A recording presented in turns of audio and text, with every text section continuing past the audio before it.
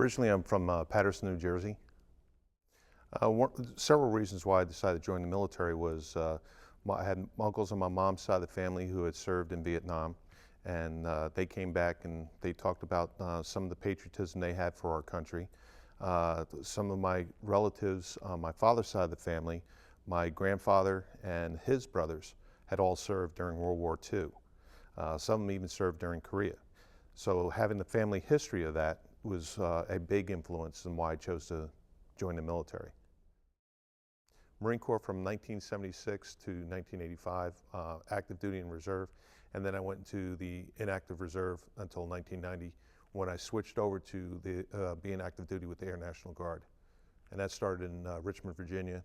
Then I traveled from Richmond, Virginia to the 161st, which is located at Sky Harbor Airport in Phoenix, Arizona. And one of the jobs I had there, which was really exciting, was being involved with the drug interdiction that was coming into Arizona, plus numerous deployments overseas.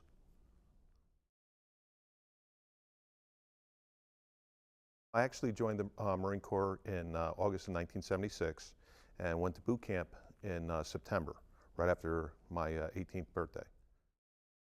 As I said a little bit ago, my grandfather's brothers and my grandfather, they all immigrated here from Italy in 1897. And as other children were being born, they all had a sense of community. They all had the commitment to being gracious to having the United States accept them as for who they were. So that's how they gave back to the community. That's how I looked at it as well, as giving back to our community. The Cold War era, compared to what we are experiencing today, was a factor of me joining the military. There was, like I said before, there's a lot of winding down. You needed fresh people to come on in. My commitment to patriotism, my brother's commitments to patriotism, they joined the military as well after I did. For me, if you want to see what boot camp was like in 1976, watch the beginning of Full Metal Jacket. Definitely see that. That is exactly how boot camp was. My first unit was at Subic Bay in Parris Island. I was assigned to Bravo Company, and our job was to do patrols in the jungle around the Naval Magazine. That was also during the time that the New People's Army was really starting to gear up and go after the government, and we did have some conflicts with that specific group. That was kind of scary at times, but more often than not, we more than succeeded in accomplishing what we need to get done. Every deployment has their own little history, their own remembrance. For some of the stuff that was more current during Desert Storm, right after Desert Storm, we had the Kobar Towers incident. I got sent to Escon Village to help secure the area. Escon Village was an area that was built by the Saudi government for Bedouins to use as a resort as they were passing through whatever part of the desert they wanted to go to. Being able to set that up and protect the folks who had to be moved because of the Kobar Towers incident, making sure that they got into a secured area. Primarily my job originally when I got there was off-base patrols. I would drive around, see if we had any type of incursions coming around. Quite often we would take teams into some of the apartment areas where had not been patrolled, and we would find quite a bit of activity in the area, one of which could have caused a serious incident. We had found on our southern end in the apartments that there was somebody hanging out and taking notes. I don't read Arabic writing. We secured a notebook that apparently they were groups that were planning to do us harm at Escon Village, and that helped stop whatever action was going to be taken. That, to me, that was the biggest plus for us being over there. During the beginning of our conflict now in Iraq, I was stationed at Ali al-Salim Air Base. Again, my job there was outside the wire, looking for terrorism activity or hostile action towards coalition forces and our assets. There was quite a few times we were able to find information, pass it on, and come to find that there was activity where our base was going to be attacked at one point or another by terrorist activity. At the time, and knock on wood, Every time we found it by luck. We had zero terrorist activity towards the installation, and we were less than 10 miles from the Iraqi border. We were the farthest, most northern Air Force base in Saudi Arabia. And the base itself went from 700 folks to several thousand folks, to where you can easily grab a cat by a tail, swing it around, and hit all 4 branches of service. That's how packed it was. And then the conflict began. The base became back down to about 700 folks because everybody went north. I've been to Italy a couple times, and I've never got a chance to go see where my ancestors were from because I was so busy. But we were stationed outside one of the major cities, and that was for Operation Northern March. I've been involved with numerous campaigns. I've been involved with so many campaigns I couldn't tell you all of them. Iraqi Freedom, Enduring Freedom, Operation Northern Watch, Operation Southern Watch, Operation Noble Eagle. I've been involved with Desert Storm. I've been involved with this conflict now, and I've been around to where the kickoff has started. While I was at Ali al-Salim, our base in particular was attacked by rocket fire from Iraq 23 times. 15 of those landed within a kilometer or inside the wire of our installation. That's how I originally got hurt. Not by the blast itself, it's just trying to get from point A to a bunker, and you can get hurt very easily, and unfortunately I did. Every time I've been in the Middle East, there's always been one person there that has made a huge influence on how I did my work over there. One of which was a captain from the Kuwaiti State Police. He originally went to college here in the United States in Utah. He studied husbandry. He and I became pretty good friends. We would back up their folks. They would back us up while we're outside the wire. We'd have dinner with them. Understanding other cultures is not what everybody has that opportunity to do. If you're in the military and you have that opportunity, you can understand why other cultures do things the way they do and why. This particular captain, after we became such good friends, I became an honorary member of the Kuwaiti State Police. I was given my own rank as first sergeant, and they also call me Grandpa quite a bit. Love the nicknames. The last lady I was on was the USS Saipan, and that was in the late 70s. We went to England, stopped off at Portsmouth, England to pick up supplies and other stuff we would need for going up into Norway. We went 100 miles north of the Arctic Circle to participate in a NATO exercise that would show, again, the Cold War era. We were showing Russia that we can get there and how we can play with the Norwegians and keep them from attacking. That was the biggest goal there. And at the same time, Germany, the Army was doing the same thing, running their exercises, again, showing the Cold War era that we did have the opportunity, capability, and all the hardware we needed to get on site and protect these other countries.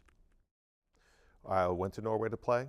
That was interesting. This was before cold weather gear really came out and about, especially thermal underwear. And thank you to Joe Namath when he was playing for the Jets, and he said when he got cold, he wore pantyhose underneath his uniform. Gave us an idea. Yes, we did wear pantyhose, just had to cut out certain sections so everything could fit properly, but it did keep my legs nice and toasty. Being on a ship, having your buddy about this far above you, and you're that far above somebody else, the gas games were not fun. We got to play cards, got to train.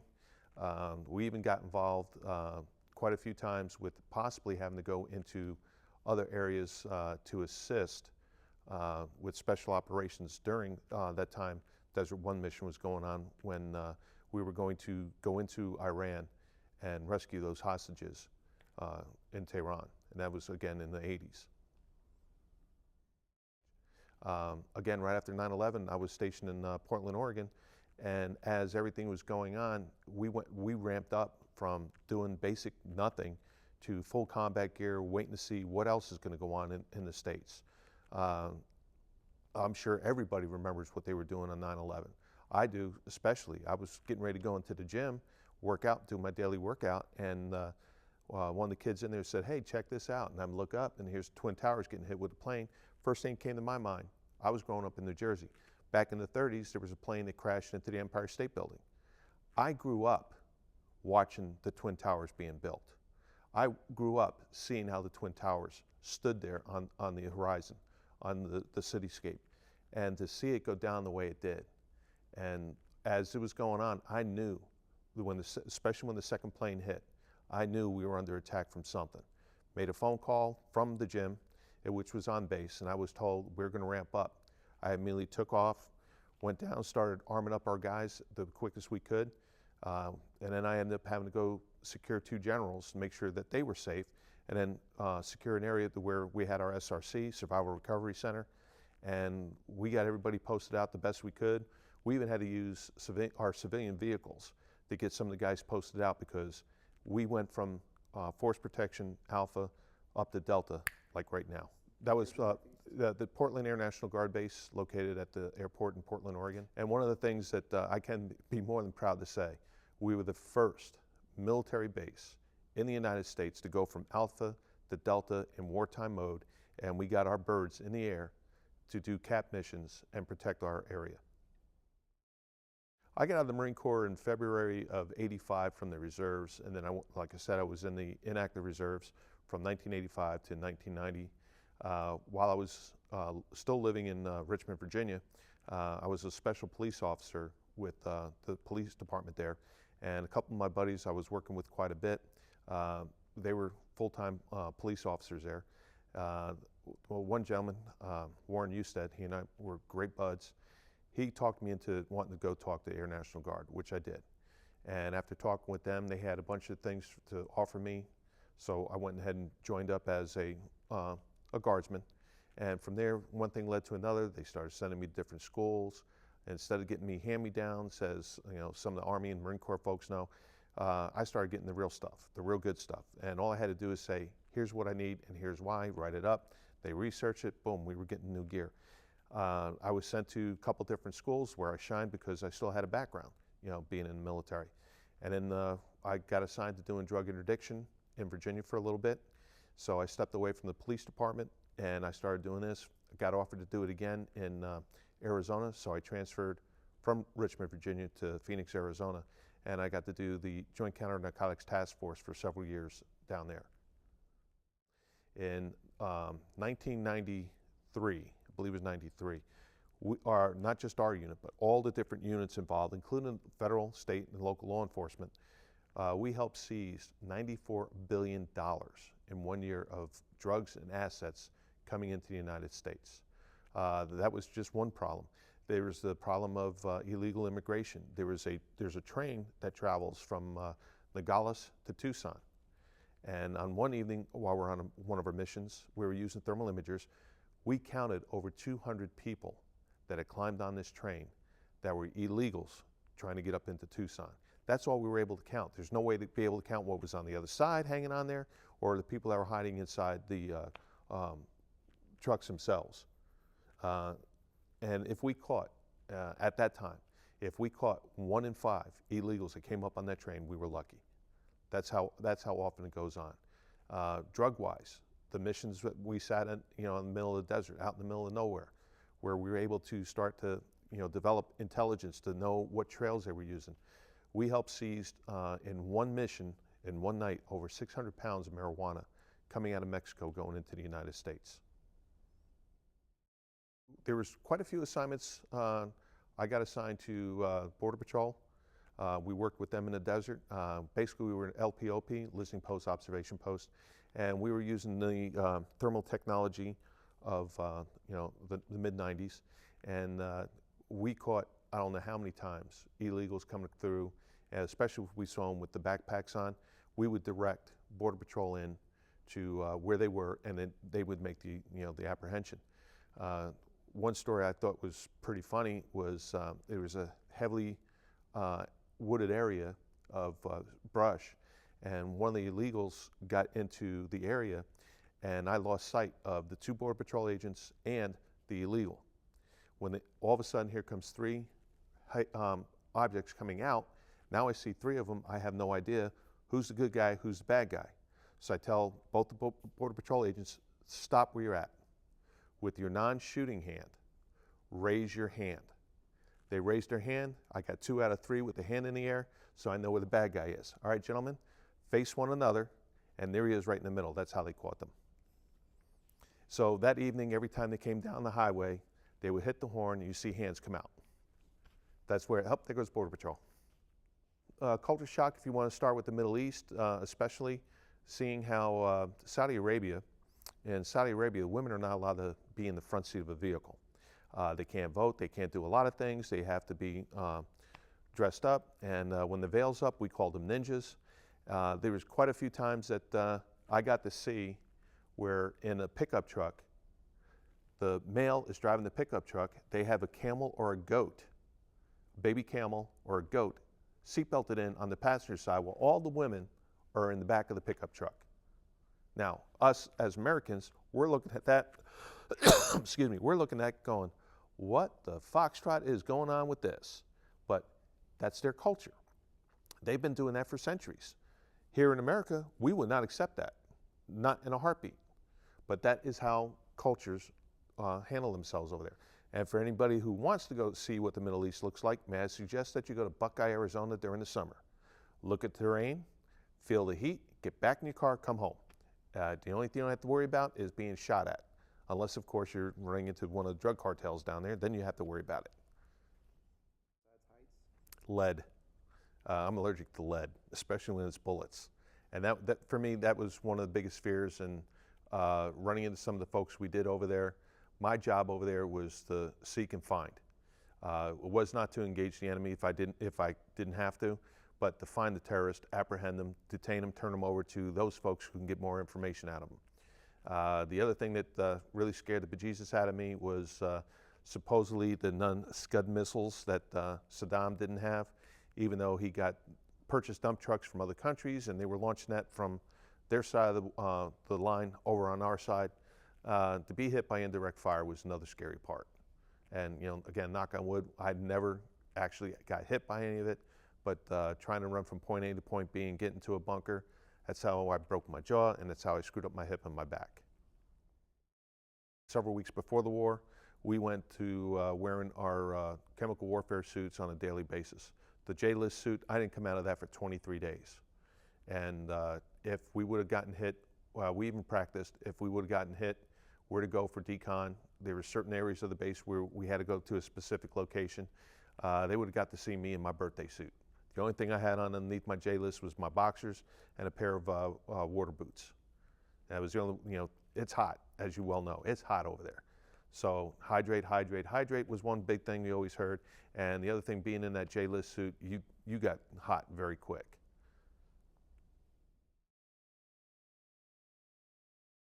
That is one thing I can say that the veterans do have a one-up on. They can use their training from the military. They can use their background and history of their military training to help better themselves. One of the other things I've noticed as well is the camaraderie amongst all the veterans. I don't know you that well. I don't know a lot of the folks that well, but there's been times where we all sat down and said, hey, I might need help with this. Okay, let's see what we can do. There's numerous instructors here who have come from the military background, so they understand what we're coming through and how we're dealing with things. Yeah, I have no problem telling anybody I'm 52 years old. I got my 4-year degree in 3. Why? Because I put my nose to the grindstone. There's things I've seen that go on with other students who are coming up from generations after mine that make me scratch my head quite a bit, but this is how our mindset has started to go for years. But as far as the military folks, every time I've seen one of our guys, that I myself have gone to some of the guys because I was having problems with some of the classes. But I still graduated cum laude. That also shows what part of all of us being in the military, getting together and getting the job done. And whether you've been in war, whether you've been in any type of conflict, you know veterans will always help one another, no ifs, ands, or buts. Being in the military is being a huge, huge family. No matter what, if you need help, you know you can rely on one of your military buds to help you out. I got to see, there's a app on my phone that you can figure out how much of the world you've got to see. I've got to see 35% of this world, and I didn't have to pay penny one for the travel. I would have never seen as much as I have seen of this world. I would never have learned what I've learned from the different cultures, whether it be Middle East, whether it be in Europe, whether it be South America, whether it be in the Asian countries. You get to learn a whole lot, and you get to see why they do things the way they do. You don't have to be a bigot towards a specific culture until you realize this is what they've been doing for centuries. This is what the United States has been doing for centuries. This is how we have learned to live. This is how they have learned to live. Respect it, understand it. You don't have to agree with it, not all of it, but you can learn. And that's a huge, huge asset for being in the military. Well, right now, again, I'm retired from the military. I enjoy coming down here, seeing the guys, coming down and harassing Colonel Morris. I'm a civilian now, as you are as well. And it's fun coming down and picking on the officers on our level. And you know, Brett enjoys harassing you just as well. So between that, trying to find a full-time job and still doing, you know, working on my acting career right now as well. The very first movie I was an extra in is The Final Countdown, which was filmed in the late 1970s. Has Kirk Douglas in it, Tony Franciosa, I believe his name is, Charles Durning. The movie is based upon the USS Nimitz going back through time in a time warp to days before Pearl Harbor. And being an extra, the only time you actually get to see this face at the age of 19, right after Kirk Douglas comes to and says, "Sound general quarters," you being in the Navy, you understand that. Everybody's running around doing their thing. Right after they close down the dining facility, the shot is shooting down into a berthing area. You see troops coming up the steps, and then you get to see this at the age of 19, trying to grab his BU top, freeze it right there. You get to see this with some hair.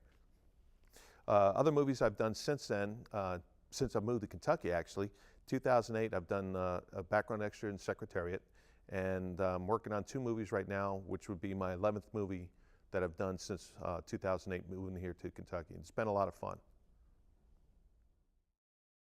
Being able to help my community, it's one of the things that, as I got out, was looking to find where I could have my niche to help the community as well.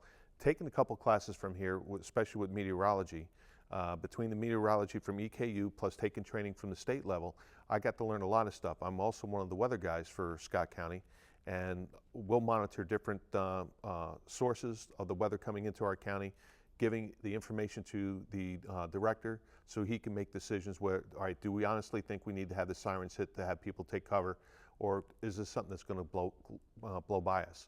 It's nothing for me or a couple of my other compadres that work this section that we're up at the dark 30 just to watch the radar. It's something not only to protect my family, it's something that can help protect the community. Anything better, any information getting out to the public is better than not getting anything out there at all and then trying to respond to one of these disasters. I mean, look at Joplin, look at Alabama, look at Mississippi. And one of the things I helped coordinate with that was we had volunteer full-time firefighters from Georgetown and Scott County who went to some of these areas. I helped set the logistics up with these guys to tell them, all right, here's what you got going. During the day, they'll call me. All right, what's the weather we got for today? And I'll tell them. If I get a pop-up that I see this, it could be potential for them, I will give them a phone call and make sure that they know, hey, here's what you got coming, here's what could happen. And of course, they pass the information up the food chain, it comes back down, everybody out there was safe. The only incident they had was a police officer from another jurisdiction came to Joplin with help with search and rescue, and how often is someone going to get hit by lightning? Unfortunately, this police officer was killed by a lightning strike. But at the same time, they all had the warning that there's a potential for this. Some of them took the risk, some of them saw that there was this possibility, but they wanted to Charlie Mike. And unfortunately, this cost this police officer his life. Not that he was doing anything wrong, it was just a fluke accident that could occur anywhere at any time. Yeah, it was something I've always been interested in, especially when we were in the desert. I do have some pictures. I was outside the wire by about 5 kilometers out, and I was on an ATV. Our weather guys on the base forgot to tell us that we had a sandstorm coming in. So needless to say, it took me 3 days to get all the sand out of my weapon, all the sand out of my pistol, to clean my ATV, clean me up, and one of our running jokes was, if I was to pass gas, I'd start my own sandstorm. That's how bad it was. And I looked like a totally complete different person after that sandstorm. I went from khaki camouflage to desert brown. One of the things I will say, especially about EKU, this is one of the many reasons why I came here. EKU is nationally recognized for many of the programs that they have. Police science, fire science, nursing, emergency medical, Homeland Security, emergency management. This is one of the reasons why I came here. Excuse me. And getting involved after Colonel Morris got here, there were some things that me being a vet, I knew I had this training. I could produce this information for the training, and having Colonel Morris and the rest of EKU vets getting together, this has been a tremendous asset for any veteran. Any veteran that wants to look at getting a higher education, this EKU is one of the best places to look at. I came here from Portland, Oregon, and during my research, EKU is the college that stood out the most to offer me, especially with my background, what could better me and get me my 4-year degree, which is the only way you're going to get around this world. Have your degree. If you go into the military, God bless you. Have a good time. Enjoy and learn while you're in the military. Whether you do 4 years, 6 years, or make it a career, become a lifer, all up to you. You can still find time, especially after you get out, to be able to get the funding to help you get your education. Retha Sandlin, been an honor to have her work with me. I went through Voc Rehab. Shannon Muller is still my counselor, and she has been a godsend as well to help me get what I need to accomplish getting my education that I have now, for me to continue with my aspirations for the rest of my careers that I want to get involved in. The networking issue, as I said, General Hetzel. General Hetzel is a EKU alum, and I have a lot of respect for that man. You know, again, coming from a military background, I understand where he's coming from. I'm understanding how he wants to run things. Being involved with emergency management in the military, being involved with the SRC, Survival Recovery Center, which is now considered an EOC, Emergency Operations Center. All of that intertwines. And that has just started basically since 9/11, how they've really hammered that in. So I understand where the general is coming from and how he wants to protect the country. Middle part of May, we had the national level exercise. The NLE was the largest exercise ever run in the United States to see what we had to help the people in 8 different states that even worked with 24 counties in Kentucky to see what assets we can get where to help protect our community. That whole exercise was based upon the Madras Fault 200 years ago, where they had a 7.7 earthquake. The Mississippi ran backwards for hours. Now, compared to 200 years ago till today, the population has expanded immensely. How can we get those assets into those areas to help those folks, whether it's rescue, recovery, preparing, doing everything you need to do within emergency management ideas, find your shortfalls, and figure out how can we make this better to help protect the United States and the community. That is one of my aspirations and goals for me to help with this process. And I enjoyed being on this side of the phone for a change instead of receiving the information. Day one, we slammed state headquarters with over 2,000 exercise injections. Try being that poor SOB on the other side of the line, try taking all those notes. I've done that in the military. This is the first time I've done an exercise, especially at this size, as a civilian. Huge learning experience. Integrity, honesty, commitment. I take this with me wherever I go. Some of the things I've learned through the military has helped me tremendously on the civilian side of the house. Right now I'm a volunteer for a county emergency management Homeland Security. In that function, on the EMA side, I'm a emergency operations coordinator, and on the Homeland Security side, I'm an intel analyst. I have written numerous mitigations, which all came from my training from the military, of which also helped me here at college. Having the mindset, you know, I came here in January of 2008 to start school here at EKU, and I just graduated this past May, cum laude, with numerous other distinctions. Some of the things I've learned in the military while taking the classes for Homeland Security. not only were I doing my research papers for class, but I made it also a commitment to help take care of my community with the research that I've done has helped with the planning of mitigation for our community in Scott County. General Hetzel, who's the Director of Emergency Management for the Commonwealth, I've known him since 2008, and I'm now going to be a volunteer for the state, and there's going to be numerous projects I'm more than looking forward to working with the General.